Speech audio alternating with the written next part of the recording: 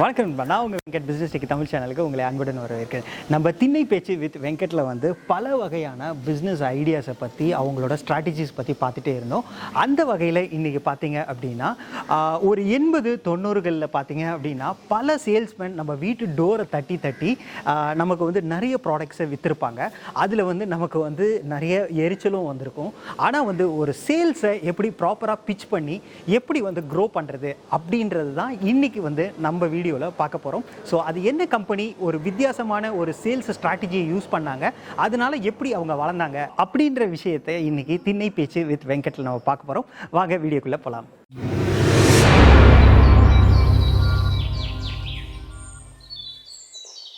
Amway அப்படின்ற ஒரு company பார்த்தீங்கன்னா நிறைய சேல்ஸ்மேன் 80s 90ஸ்ல என்ன தப்பு பண்ணிட்டு இருந்தாங்களோ அதை வந்து ரொம்பவே வந்து வித்தியாசமாக பண்ணணும் அப்படின்னு பண்ணி அவங்களோட சேல்ஸை மிக மிக வந்து ரொம்ப அதிகமாக பண்ணியிருக்காங்க.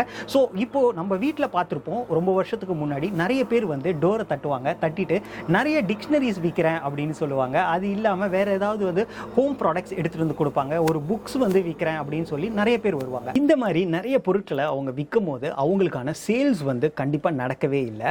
அதே வந்து ஆம்வே கம்பெனி பார்த்தீங்க அப்படின்னா இந்த சேல்ஸ்மேனோட ஸ்ட்ராட்டஜியை ரொம்பவே வித்தியாசமாக மாற்றிச்சு. அது எப்படி மாற்றினாங்க அப்படின்றத இப்போ கேட்டு தெரிஞ்சுக்கலாம். இவங்க பார்த்தீங்க அப்படின்னா இப்போ சேல்ஸ்மேன் கிட்ட ஒரு கிட்டு மாதிரி கொடுத்துருவாங்க. அதாவது அவங்க விற்கக்கூடிய பொருட்கள் பார்த்தீங்கன்னா ஹோம் கிளீனிங்கான ப்ராடக்ட்ஸ் தான் ஃபஸ்ட்டு ஸ்டார்ட் பண்ணாங்க. ஸோ அந்த ப்ராடக்ட்ஸ் எல்லாமே வந்து சாம்பிள் ப்ராடக்ட்ஸாக வந்து சின்ன டப்பாவில் கொஞ்சம் சாம்பிள்ஸ் போட்டு அதை ஒரு பாக்ஸாக வந்து சேல்ஸ்மேன்ஸ்ட்டை கொடுத்துருவாங்க. அவங்க வந்து உங்களை டோர் நாக் பண்ணி உங்ககிட்ட வரும்போது அவங்க உங்களுக்கு சேல்ஸ்க்கான பிச் பண்ணவே மாட்டாங்க. அவங்க ஜஸ்ட் அப்படியே வந்துட்டு இந்தாங்க மேடம் உங்களுக்கான பொருட்கள், இதை வந்து நீங்கள் இலவசமாக வச்சுக்கோங்க, நீங்கள் யூஸ் பண்ணி பாருங்கள், எப்படி இருக்குன்னு எங்களுக்கு சொல்லுங்கள் அப்படின்றத மட்டும்தான் பிச் பண்ணுவாங்களே தவிர அவங்க உங்களுக்கான சேல்ஸ் இதை வாங்கிக்கோங்க அப்படின்னு எதுவுமே பிச் பண்ண மாட்டாங்க. அதுவும் வந்து ஒரு 2 நிமிஷத்தில் அந்த சேல்ஸை முடிச்சுட்டு அவங்க கிளம்பிடுவாங்க. கிளம்பும் போது அவங்க என்ன சொல்லுவாங்க அப்படின்னா, மேடம் நான் நெக்ஸ்ட் வீக் வரேன், இது எப்படி வந்து யூஸ் பண்ணீங்க, அந்த ப்ராடக்ட் எப்படி இருந்தது அப்படின்றத மட்டும் எங்களுக்கு ஒரு ஃபீட்பேக் கொடுங்க அப்படின்னு சொல்லுவாங்க. ஸோ அதே மாதிரி அடுத்த வாரம் அந்த சேல்ஸ்மேன் உங்கள் வீட்டுக்கு வருவார்.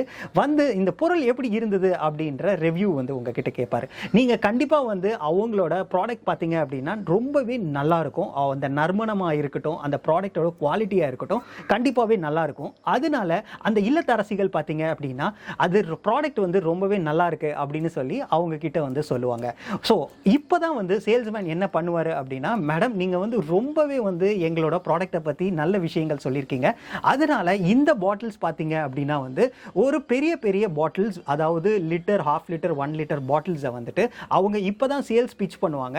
மேடம் இந்த பாட்டில்ஸ் வந்து நல்லா இருக்கு அப்படின்னா நீங்கள் வாங்கிக்கலாமே அப்படின்னு சொல்லிட்டு சொல்லுவாங்க.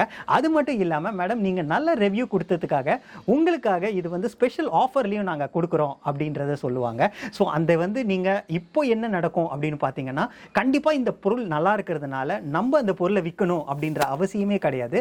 ஆட்டோமேட்டிக்காக கஸ்டமரே வந்து அந்த பொருளை நம்மக்கிட்ட இருந்து வாங்குவாங்க. ஸோ இந்த மாதிரி ஒரு சின்ன ஒரு சாம்பிள் ப்ராடக்டை கொடுத்து அவங்க எப்படி வந்து மிகப்பெரிய லாபத்தை அடைஞ்சு ஒரு சேல்ஸ் இண்டஸ்ட்ரியிலேயே எப்படி வந்து சேல்ஸை பிச் பண்ணுறது ஒரு வித்தியாசமான முறையில் அப்படின்றத நிறைய பேருக்கு சொல்லி கொடுத்துருக்காங்க. ஸோ இந்த ஸ்ட்ராட்டஜி மூலமாக நிறைய வந்து அவங்களோட ரெவென்யூ வந்து அன்னையிலிருந்து இன்னைய வரலையும் நிறையவே வந்து க்ரோத் அடைஞ்சிருக்கு. இந்த ஆம்வே கம்பெனி பண்ண ஸ்ட்ராட்டஜிலேருந்து நம்ம என்ன கற்றுக்கணும் அப்படின்னா, மிகப்பெரிய விஷயங்கள் என்ன அப்படின்னு பார்த்தீங்கன்னா, ஒன்று வந்து இதுதான் ப்ராடக்ட், இதை வந்து வாங்குங்க அப்படின்னு கஸ்டமர் கிட்ட அவங்க திணிக்கவே இல்லை. ஃப்ரீயாக சாம்பிள்ஸ் வந்து கொடுக்க நினச்சாங்க. அந்த ஃப்ரீ சாம்பிள்ஸ் கொடுக்கறது மூலமாக கஸ்டமர் அவங்க ப்ராடக்ட்டை யூஸ் பண்ணி பார்த்துட்டு கண்டிப்பாக வந்து கஸ்டமரே அவங்க ப்ராடக்டை தேடி வாங்க ஆரம்பித்தாங்க. ஸோ இந்த சேல்ஸ் இண்டஸ்ட்ரியிலேயே ஒரு புதுமையான யுக்தியை கையாண்டு அவங்க மிகப்பெரிய லாபத்தை இன்றைக்கி வந்து அடைஞ்சிக்கிட்டு இருக்காங்க. இன்னமும் வந்து இந்த கம்பெனி ரொம்பவே சக்ஸஸ்ஃபுல்லாக அவங்களோட சேல்ஸை வந்து பண்ணிகிட்டு இருக்காங்க. ஸோ இந்த மாதிரி பல விஷயங்களை வந்து நீங்கள் சேல்ஸ் இண்டஸ்ட்ரியில் வந்துட்டு நீங்கள் பண்ணணும் அப்படின்னு நினைச்சீங்கன்னா இதுல ஏதாவது வந்து நீங்க கையாளலாம். இந்த மாதிரி நிறைய விஷயங்களை நம்ம திண்ணை பேச்சு வித் வெங்கட்ல வந்து நிறைய வந்து நம்ம எபிசோட்ஸ் பார்த்துட்டே இருக்கோம்.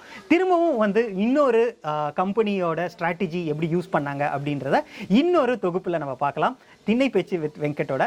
நன்றி, வணக்கம்.